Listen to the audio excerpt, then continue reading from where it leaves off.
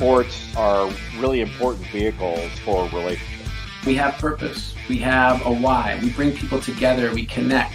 I feel like God is our greatest supporter and our greatest coach. Welcome to Rabbi on the Sidelines. This is Rabbi Sherman of Sinai Temple in Los Angeles. Some episodes you really look forward to, but this one I've been waiting to, not for just months, but for years, because it brings me back to my high school days, driving home from Manlius Pebble Hill, turning on 620 WHEN, and hearing this voice. Primetime Adam Schein of Time to Schein, daily CBS Sports TV show, Rise and Schein podcast, a weekly podcast on Sirius XM Radio, a graduate of the Newhouse School of Communications at Syracuse University. Primetime Adam Schein, it's so great to have you on Rabbi on the Sidelines. How you doing? I have to tell you, Rabbi, when you said that, I had goosebumps. I mean, thinking back to those days and how much fun, and I'm starting out my career and getting to know you and your family and your dad, and even just a reference to Manlius. I mean, just unbelievable times. And I've been looking forward to this. I'm really happy we can make this happen. Well, we won't go down the Wegmans varsity and Cosmo route right now. We don't have enough time. But for those who are watching in Syracuse, it's good to reconnect from New York and LA. But I do want to go back to how we actually met because, of course, I'm a rabbi, but my dad as well. And I vividly remember my dad saying, we got to do something creative for Purim. And that voice of Primetime Adam Schein, he's got an MCR Purim spiel. You said yes, but it was 2004, I believe, or 2002. And then next week, you left us in Syracuse and went to WFAN. So we never got the Purim spiel, but we got the connection. So let's go back there. Why would you say yes to emceeing a Purim spiel when you were busy with Syracuse athletics in 2002? Why do that? It's funny. Your dad meant so much to me for a lot of different reasons, right? And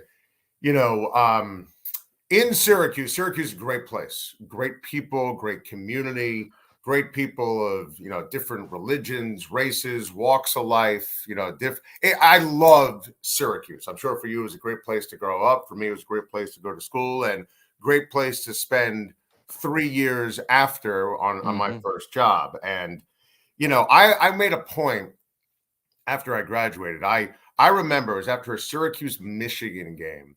Football? In football, 1990. I remember that one. At the big house. Yom Kippur was on a Monday, and I worked. It was the first time I ever did that, and I felt, and it was my first job, and it was Syracuse, Michigan. It was a huge deal, and Tom Brady was and I felt awful. I really did. And I said, I want to find the way where I can become part of the Jewish community. I'm not a student anymore. Wow. I want to be part of the Jewish community in Syracuse. And I belong to a Reform temple now. I'm Reform. I grew up conservative, and I found your dad and his synagogue, and he could not have been more gracious. And it's funny, my wife now, who was my girlfriend then, we went to his services for the high holidays. So when your dad asked me to do that, knowing in my mind there was a chance that I might leave before, whatever he said, I was going to say yes and try to make it happen.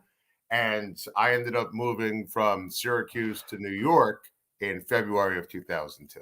Well, I don't remember a Yom Kippur that I have not worked in the last 15 years. I'm trying to do that myself. So, but you always had that connection. But really, let's go to the sports world first. You have a voice, and you're not afraid to use that voice, of course, in sports issues, but really also moral issues as well. What allows you to both have that freedom, but also the courage, realizing that I'm going to stand for something that's right, for maybe something that people don't even know is right? And we'll get into more of the details in a minute. Well, I think it's important to do that. I always pride myself on being authentic on the air. And I'm cognizant of my role in society and entertainment. I go back to Syracuse, to the Newhouse School. I had a professor, a man named Bob Lissett, who once said to me, and he was an old school, political consultant and TV producer. And he said, Schein, you want to make your living in the toy department. And it was something that always stayed with me because people look to sports as an escape from, and they want to be in the toy department. They want to be entertained. But I've realized when you do radio, people want to know about you and your life And now more than ever before, there's such an intersection of life in sports and politics in sports and culture. And, I'm always honest about the truth and what's right, and talking about how much Judaism means to me, and, standing up for what's right in society. And, there have been issues, where there's been anti-Semitism, and, I've talked about it on the show and on the podcast, radio, TV. And, I think it's important. I want to do it. I feel compelled to do it. And the feedback has always been great. Was there or is there any pushback when things like that happen? I mean, just a couple of weeks ago, your podcast, I listen to you when I go for a run around the neighborhood, and it's Kenny Smith and his new book. Second, coming up, Maya Schein's bat mitzvah. That is like the most contradictory thing I've ever heard. Is there pushback, or people saying, Schein, you go for it? This is what matters. And when I hear that, I can do that too, in whatever I do. I've gotten a lot of great feedback on that. From younger people in the business. I've gotten a lot of great feedback on that from older people in the business who wish they would have done it. Oh, Again, nice. That to me, Rabbi, is part of the errors. It's part of the of being authentic, but also, people might not remember who I picked in the Jaguars-Titans game, but they will remember if I tell a good, heartfelt story on why Maya's bat mitzvah was so important to my family, to me, to our friends, to everybody, to a community, and why it meant something. So, it's personal, it's professional, it's with a purpose. I think it adds to good radio, or in this case, a great podcast. And I think it's important. And, whenever I use a Yiddish word or tell someone Mazel Tov, or, I'm aware of how that translates and what that means. And it's also who I am. So it's very genuine. I'll give you some material from my senior rabbi, Rabbi David Wolpe, who says often, I can't foretell, but I can't forefeel. And that people want to know how you forefeel. They're not going to know what you remember to say, but they're going to remember how you made them feel. And you do that often. And so I want to dig a little deeper. First, going back to the Syracuse time, you were there during the times. I know you just celebrated an awesome birthday, 46 years old. Happy birthday. Thank you. I'm 40, so that 6-year difference. I was in 7th, 8th grade when John Wallace, Otis Hill, Todd Bergen, Lazar Sims were happening, the Donovan McNabb, Rob Conrad. I can name them all. You're giving me the chills again. Oh, it's the best. It's the best. Believe me. Sitting out here watching the 4 o'clock Big East game just doesn't work. But why in that era did it work? What was it about that little shtetl? Like, let's use that Yiddish word. It was a shtetl of athletics and religion. And for me, my dad taught me it wasn't faith or sports. It was always faith and sports. Yeah. How did that go together in the 90s that brought that community of 30,000 on a negative 30-degree night in January together? You lived there, so maybe you were in the weeds on it. But for me, and I've talked to Jim Boeheim about this, this guy behind me, right? I mean, I could look at that picture all day, but it was a confluence of things and events. It was the Dome, which when it was built, and it's in snowy central New York, at Syracuse, New York, it was iconic. And Jim was winning games, and ESPN had the Big East, and the Big East had all these incredible coaches and great players. And you had the big Monday ESPN games. Yep. So you could be a range of a college basketball fan, diehard, casual. You put on ESPN. I think it was very easy to fall in love with the product. Now, I knew that I always wanted to go to Syracuse and, become a sportscaster and be a sports talk show host. So I had interest in Syracuse. And watching those games in the Dome, and ESPN would always do that outside shot, right? And here's the wide shot of the Dome, and there's snow on the ground, and it's cold, and then, bam, you go inside, and here's Derek Coleman warming up. And then, those were great days. And you referenced days when I was in college. I mean, my 4 college years were Donovan McNabb's 4 years as a starting quarterback. Mm-hmm. I have to explain that to people. Every Syracuse football game mattered. Do we want to go back to Steve Brominski, tight end Virginia Tech game, or do we not want to do that? I mean, these are great moments. I was hugging people that I didn't even know. And it's one of those moments, if you're a Syracuse fan or if you live there, it's where were you when? Yeah. Like that, people need to realize, and I still, and doing what I do for a living, that's one of my all-time favorite moments. The purity of it, the celebration, Donovan was incredible. A friend of mine who called that game for WAR, the college radio station. I mean, it was 88.3. It was a sweet and special night. Yeah, it was great. But I think the dome was part of it. When John Wallace made that run, that was my freshman year, 95, and then 96 when he made the run, into spring of my freshman year. So I was there for some great times. It's interesting because I listened to a little clip on CBS Radio in Time to Shine when Coach Boeheim retired, and you talked about, it didn't go the way that everybody thought it would. It went the Jim Boeheim way. But you really, I think, hit it right on the head when you said the stuff that you don't see from Coach Boeheim and the staff like that is what's really important. The visits to the hospitals, the calls to cancer patients, the help with the children with special needs. And as you might know, I was the recipient of that through my brother of blessed memory. And 96, John Wallace was our pen pal. And it didn't matter what was happening. He'd hop over the blue before there were courtside seats and press row and just say hello to my brother. And win or lose, it didn't matter. It was what the athletes and coach and the team stood for. How do you see that in now professional sports, the Jets, the Giants, the Bills? Does that stuff happen too, or is it simply business?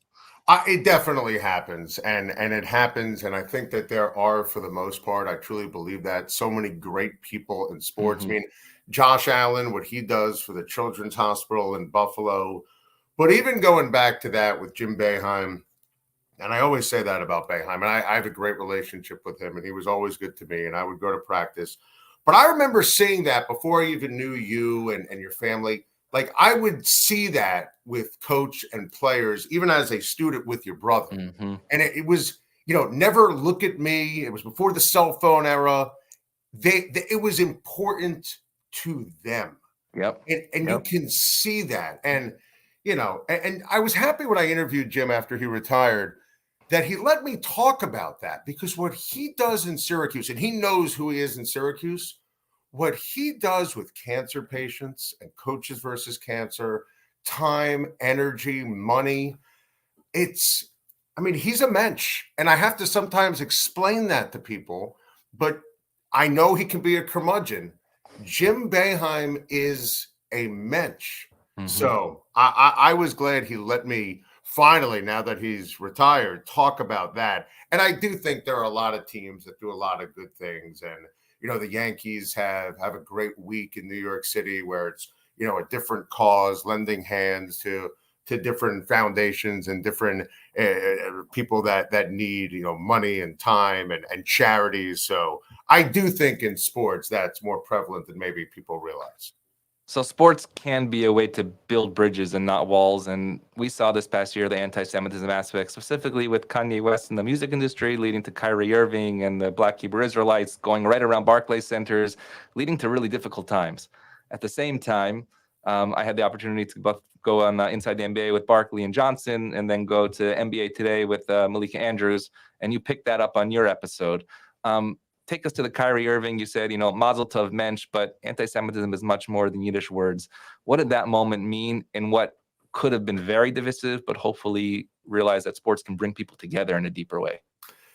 What was really troublesome to me is I think that there was a lot of sugarcoating when it came to Kyrie. And I just found myself, and I want to be measured, with my words on everything, right? It could just be evaluation of a game, but especially something as serious and as important and close to the heart when it comes to anti-Semitism. And I felt like there were too many people who were glossing over it, either saying it was okay or it was misunderstood, mm-hmm. or not talking about it. And I would have talked about it anyway, but I was starting to get angry. Not on air, but off air. And then I got a little heated as I went through it, because it's just, there's no place. And, Charles Barkley once said years ago, athletes are not role models, but, people are going to pay attention. And you mentioned Kanye and the music industry. And it's just, it broke my heart, and it made me sad, and it made me angry, all rolled into one. So, I don't have to ask anyone before I do that. The feedback on it was really beautiful from listeners, from friends, from listeners and friends who are Jewish, who are not Jewish. And it stimulated an important conversation. And also, anti-Semitism still exists, and people have to be cognizant of that. And when you have an opportunity to put your voice to something like that, your face to something like that, and say, hey, this is not okay, I thought that was pretty important. I'll say this as well. I also think, too, when you have kids and you're seeing things through their eyes, and their reaction and their disappointment and their anger and their concern, I think there was also a responsibility as a dad as well. Yep, I have an 11, 9, and 7-year-old, and we were holding those hands just a little tighter during those moments, for absolutely. And there's one other aspect that goes, I don't want to say into anti-Semitism, but this idea of anti-Zionism in Israel. And you publicly went to Israel this past year. I believe it's also, Maya's pretty popular. We got to get her on the show next. But you went to Israel, and you said it was a transformative moment. I actually tried to connect you with Tamir Goodman, the Jewish Jordan. Hopefully your next trip to Israel, you'll get to connect with him. What was it about Israel that connected you to everything that we just said in a way that maybe you didn't even understand until you were there? Well, it's the last part of that question, Rabbi, that really is important here, because, I've grown up and lived my life as an adult with an immense amount of Jewish pride, And I don't know whether it was because, I grew up, my parents, before they retired, were teachers in the Bronx. I don't know if it was because of taking time off with work. I just never envisioned going to Israel. It just wasn't on my radar, as much as I love Judaism. And my wife had been a couple of times, and she wanted to go back. And Maya really pushed it, before her bat mitzvah. And Jolie, my oldest, who's in high school, she wanted to go. And Theo, my son, I can't even, it's almost impossible for me to find the words to express how meaningful the trip was. Every element about it, seeing everything, the appreciation. We went with our temple, Larchmont Temple, and we went. Shout out to your Rabbi Leor Frankel, a classmate of mine. That's right, and it was incredible. Rabbi Sirkman, who big sports fan, even though he's a Red Sox fan. Yes, we heard that. won't hold that against him, but it was spiritual. It was magical. It was incredibly fun. And we went with 6 families that were just phenomenal. One who we're very close with, the others that we've become close with. We've also gotten together with the families and with the adults since then. And I can't wait to go back.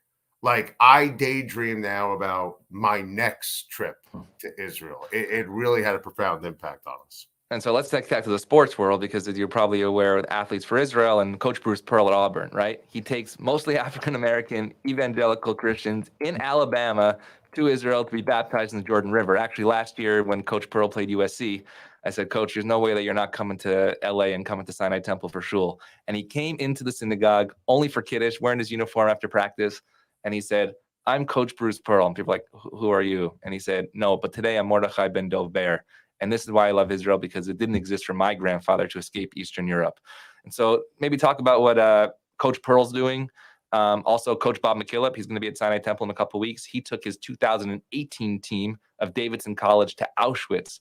And so what about these immersive experiences, teaching these just simple athletes who have a platform, as you said, that they can make a difference in building those bridges, specifically combating something like anti-Semitism and also racism in their communities? But you just nailed it. And that, to me, the way you phrase that question, it's so important. And that's why I think what Coach McKillop did, what Coach Pearl did, it's important, because, go back to Seinfeld. And there was that funny anti-dentite line right? When with an episode in Seinfeld, and it was at the end of the episode, and is Jerry offended, as a Jewish person or as a comedian, the rabid anti-Dentite, and Deborah Messing's character says, "Get rid of them all," with the blacks and the Jews, and everybody laughed because of the commonality when it came to African Americans and when it came to Jewish people in terms of issues and being persecuted. And I think that when you think about what a basketball team for those squads, what it can do in terms of that bridge and that building and an understanding, I smile. I do. I think it's so forward thinking and wonderful and beautiful on the part of those coaches to understand why that is so necessary and an important thing in terms of being cognizant of different races and religions and acceptance, and also I think making the individuals that much stronger as people in so many different ways. And so actually I interviewed Jay Bilas. He was one of my first guests about his book called Toughness. Rabbi, I'm not a spiritual person, not a religious person. He said, Jay, your book is called Toughness. It's called Courage, Perseverance, Toughness, and that's all spirituality. And then I see he goes to Israel, and I texted Jay. I said, Jay, you're coming back on the show, because when you're tweeting to 2 million people on floating in the Dead Sea, that means more than you can even imagine. And so maybe just talk about the use of social media within the sports platforms. If you had a dream to use social media for these athletes, Aaron Rodgers, who you talk about, who you have a good relationship, what would be your message to them to improve society and not, let's say, go in the opposite direction? But I think that's just it. It's almost the, think before you tweet. And, I think that's as important as anything. And the power of your words and the power of pressing send. And you're right. I mean, Jay Bilas writing that, and I love Jay when he, if he's floating in the Dead Sea, like there's meaning there. That's important.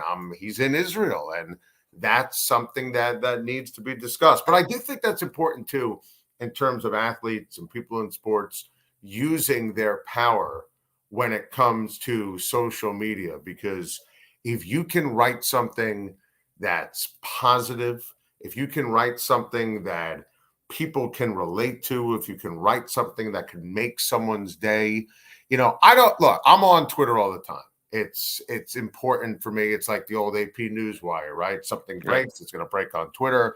It's a life and blood for me, for what I do for a living, hosting a radio and a TV show. But people don't like social media or don't like Twitter. I do. I don't mind the conversation. Maybe that's the radio host in me. But I especially think it can be used for good. And that's such a great example, whether it's something in terms of a beautiful moment, a charitable event, a way to raise awareness to an important cause. I do think there are a lot of great examples where that could be used for athletes. And so in our last few moments, after we do finish Shabbat for Havdalah, we say Ben Kodesh L'chol, that we should go from the sacred to the ordinary. And so watch your show yesterday, Time to Shine. If you haven't seen that show, make sure you check it out on CBS Sports TV. And you were all about LA yesterday. Shohei Ohtani and the Dodgers, and California, Domantas Sabonis, and I have a good relationship with him, and the Kings and Darren Fox. What was that? You're usually so New York centric, and you brought it out here. It's funny. A couple of things on that. Number one, I always try, and obviously I'm a New Yorker. I sound New York. I look New York. I root for the Yankees. I root for Syracuse. I root for the Knicks. Everybody knows that. When I do a show nationally, whether it's radio or TV, when I'm on Sirius XM, CBS Sports Network, or the Rise and Schein podcast, I never want to have people know my fandom. I think that's important. Again, going back to being authentic, but I don't want to have a New York bias in terms of structure of topics. I'm doing a national show, and I, like doing a national show versus a local show in New York or anywhere else. And I'm kind of, and I always think about markets, right? And LA, I think, is such a great sports town, sports city. And with so many different teams, we talk Lakers all the time. I love talking baseball. Ohtani and the Dodgers are just incredible. Not even compared to Babe Ruth, you said. Not even compared. I mean, it's what he's doing. It's unprecedented. He's a unicorn on speed. He's Paul Bunyan and Babe Ruth and Bo Jackson and Nolan Ryan all rolled into one. He leads the league in home runs as a hitter and batting average against as a pitcher. Yeah. I mean, this doesn't translate. Though I will say, you bring up LA.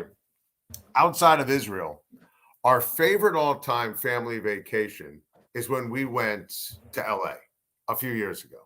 And we still talk about it all the time. And my oldest Jolie is always saying, she's like, maybe she's always dreaming about UCLA. I heard that when you talked with I forgot who it was a couple weeks ago. Harry Champion, yeah. Yeah. And she loved that. And she's obviously, Miss LA, and she grew up there and went to UCLA and loves her LA sports teams. But I'll tell you, as someone who's New York in so many ways, I was kind of mesmerized by it. I get why someone like you can leave the Northeast and find a great home in Los Angeles. I appreciate that. I think it's a great place, great city, great way of life. And, that sun is pretty special too. Yeah, I mean, and also I would say, when I said earlier, sports or faith in LA, we've had the opportunity to do sports and faith in a very deep way. And I ask everybody that I talk to, whether it's Tom Rinaldi or you or Dan Schulman or Jay Bilas or Seth Greenberg or Andrea Kramer, should a rabbi be doing this? And they said, absolutely. There's a voice in sports for the faith aspect, not in your face, but actually allowing people to express that in a deep way as well. We have one quick question from a viewer actually in Albany, New York, Rabbi Almi Monson, and your greatest New York sports legend. Ooh. My lifetime, I would say Derek Jeter. And I mean, you want to talk about the ultimate blend of being a dominant, amazing player, the epitome of class, as majestic and as tough and as clutch as you could be in crunch time moments. I would absolutely say, without hesitation, Derek Jeter, who I actually think in some ways as a regular season player was underrated, because when A-Rod was playing shortstop or Nomar was playing shortstop, they put up more gaudy statistics. But Derek Jeter was, so dominant, so consistent, and all those World Series championships. So I would say Derek Jeter. Derek Jeter. Well, the legendary primetime Adam Schein really brings me back, not just to my youth, but been following you for the last 2 decades. When you get out here in LA, know that you and your daughter have a home synagogue and a home school. We're literally down the street from UCLA. Adam Schein, Time to Schein, CBS Sports TV, Rise and Schein podcast, Sirius XM, as he called Coach Boeheim, really for you are a mensch and a legend. And it's so great to have you and your authentic voice here on Rabbi on the Sidelines. Adam, it's so great to see you, and we look forward to having you again soon. Have a great day. Anytime, Rabbi. Loved every second of it.